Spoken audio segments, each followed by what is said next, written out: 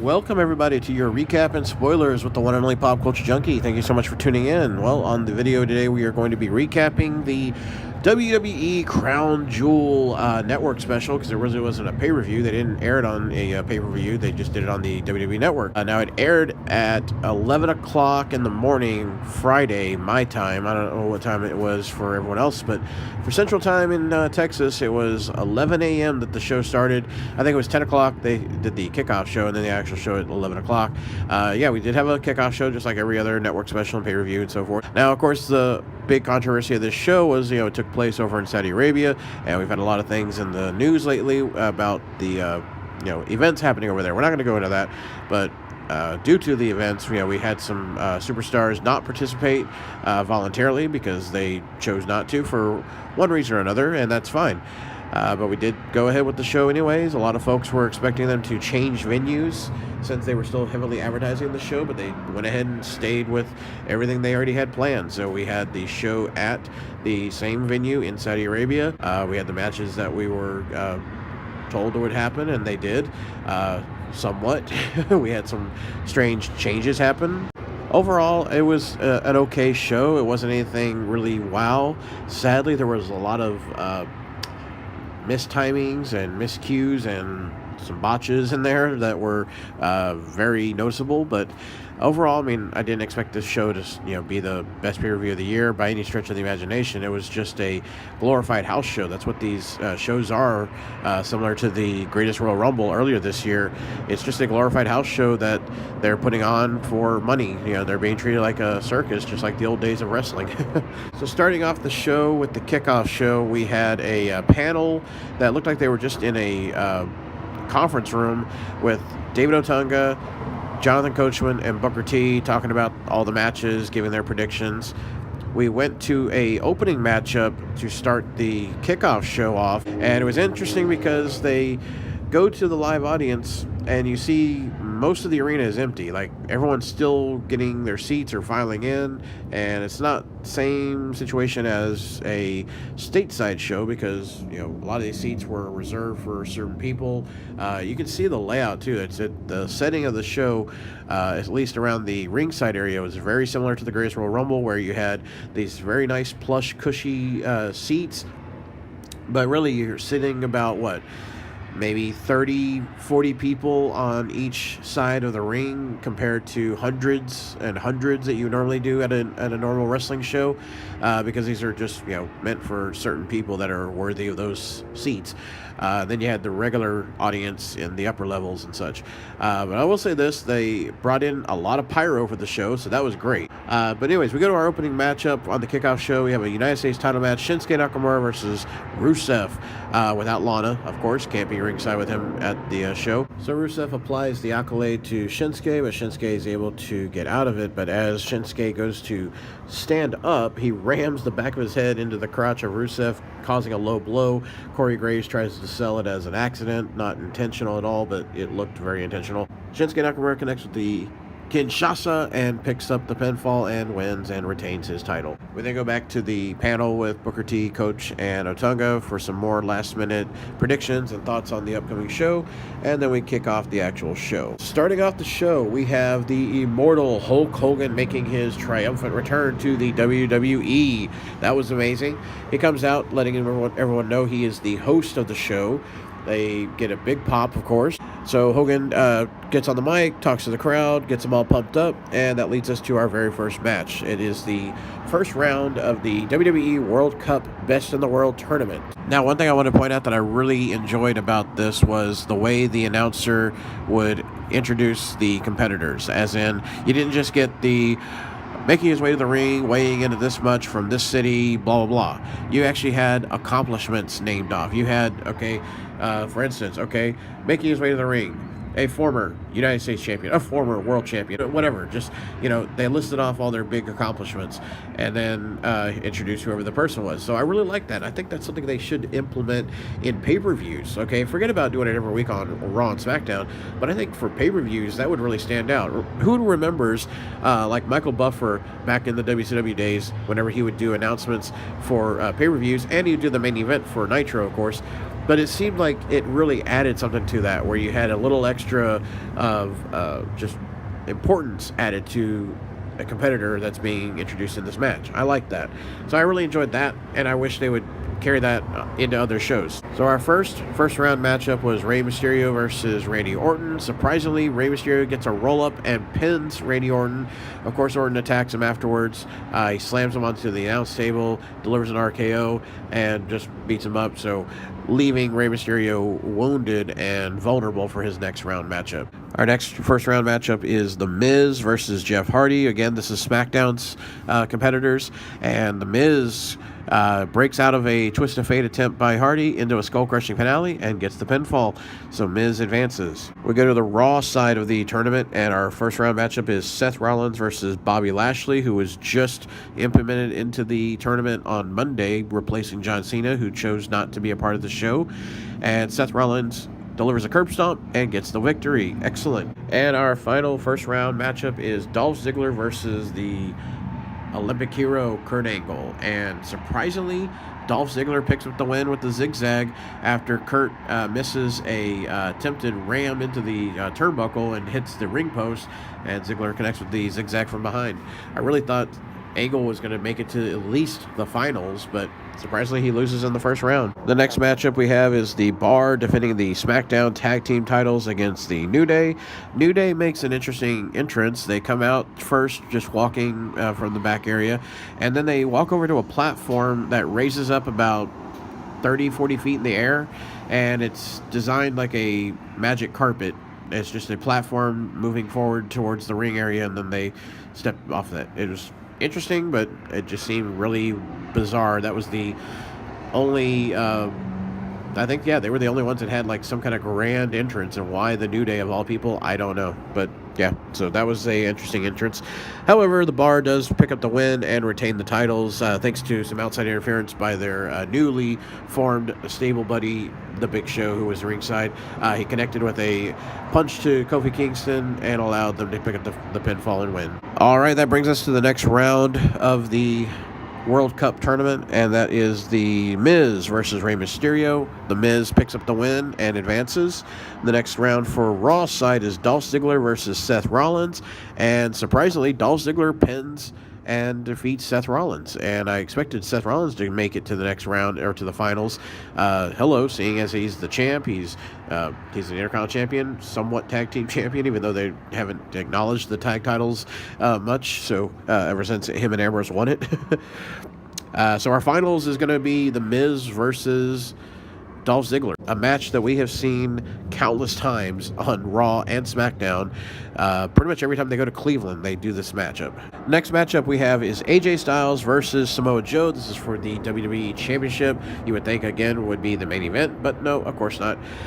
Samoa Joe, of course, replacing Daniel Bryan at the last minute. Of course, behind the scenes, Daniel Bryan had been very clear that he was not interested anymore in being associated with this show, and that was perfectly fine. So he pulled out of the matchup that he had been booked in, but instead they had the match on SmackDown this past week where he lost to AJ Styles.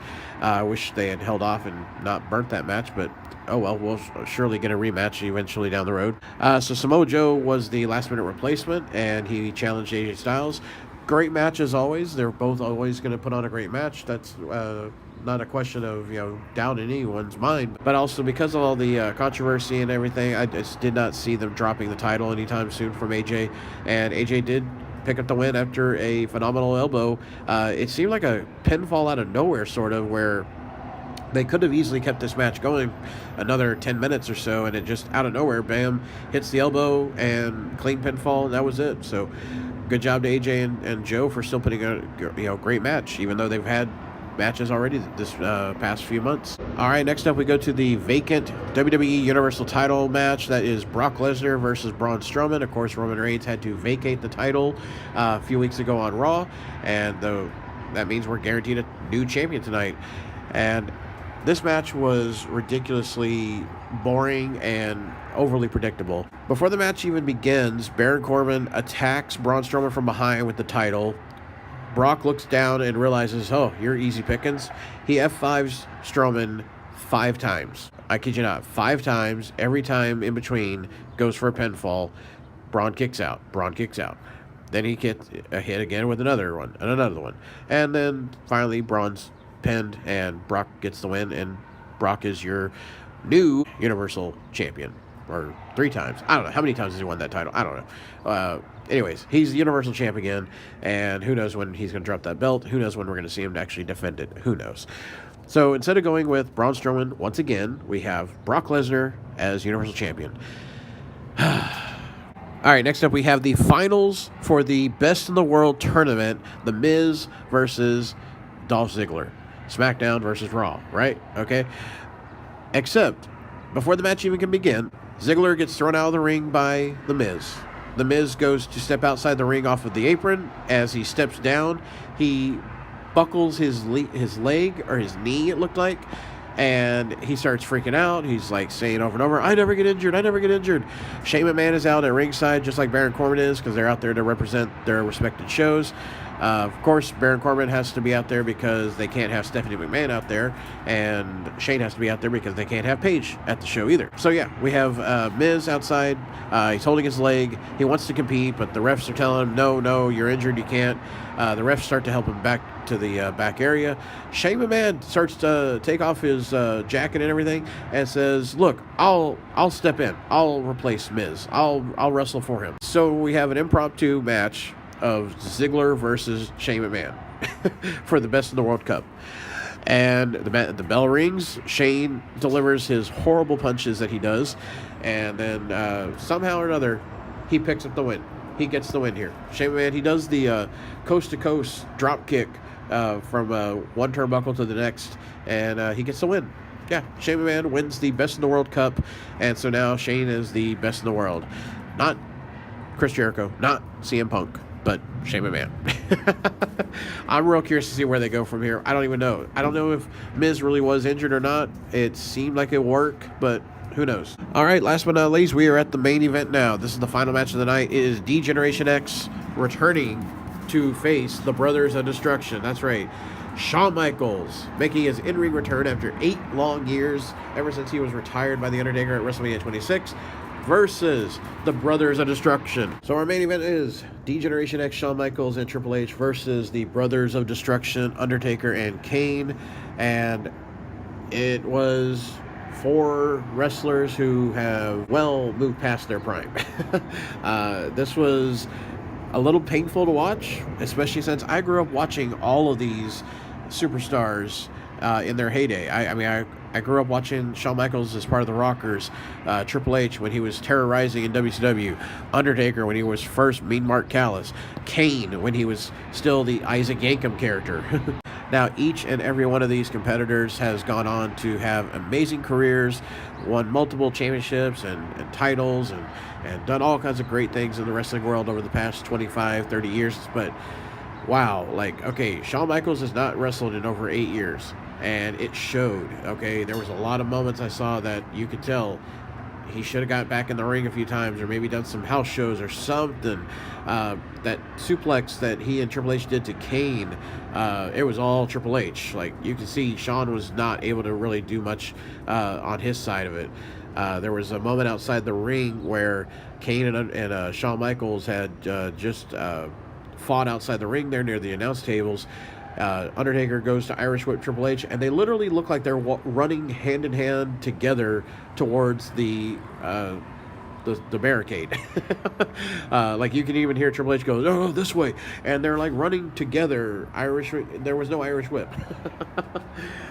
So in the end, you would think, okay, Triple H got the win at Super Showdown against the Undertaker. So you would think if they're going to continue on with this, that the Brothers of Destruction would get the victory here. Nope.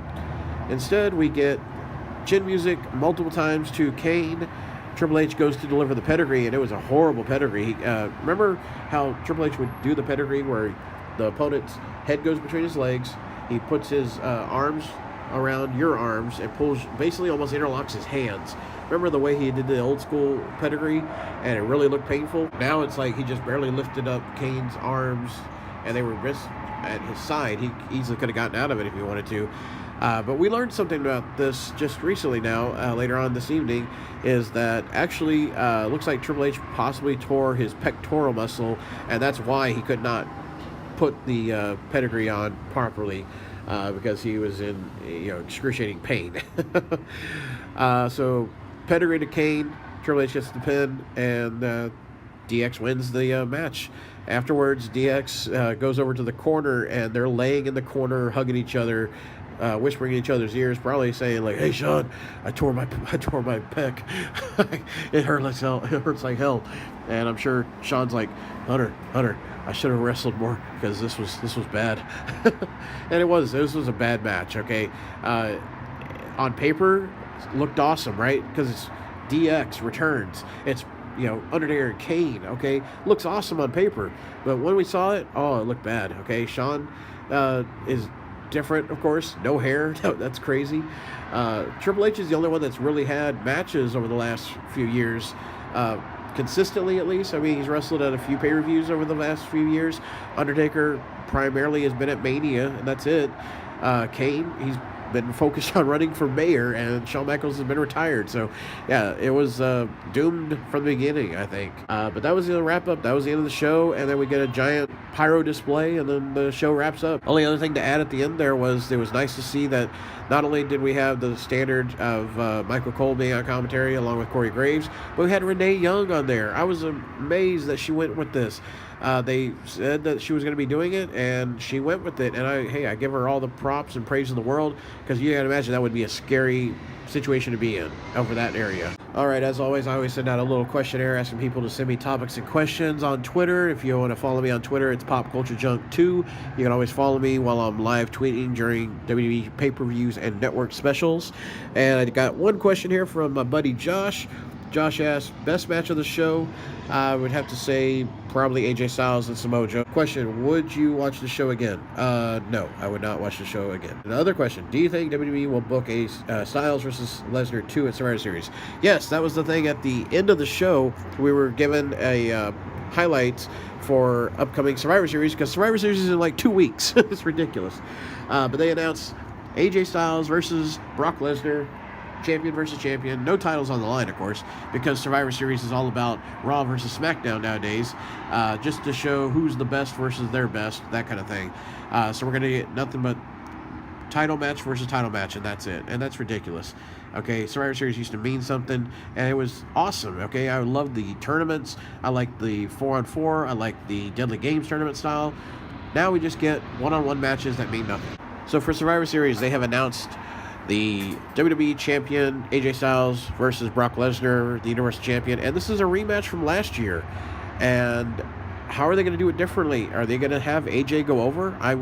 They need to. He needs to get the win this time. They also announced that we would see Seth Rollins versus Shinsuke Nakamura, because we got the Intercontinental Champ versus the United States Champion.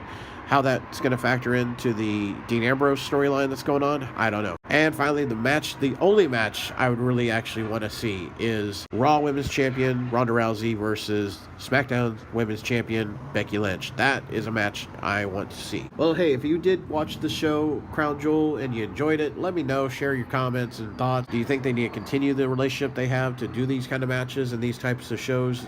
I think, honestly, with everything going on in the world, it's a little too scary at times to do these, and money is not everything, so they kind of need to focus more on their people and their reputation as well. Well, thank you so much as always, everyone, for tuning in. I hope I will see you next time on another wrestling review or recap. Till then, this is the one only Pop Culture Junkie saying to me, remember, wrestling is always going to be real. Later, guys.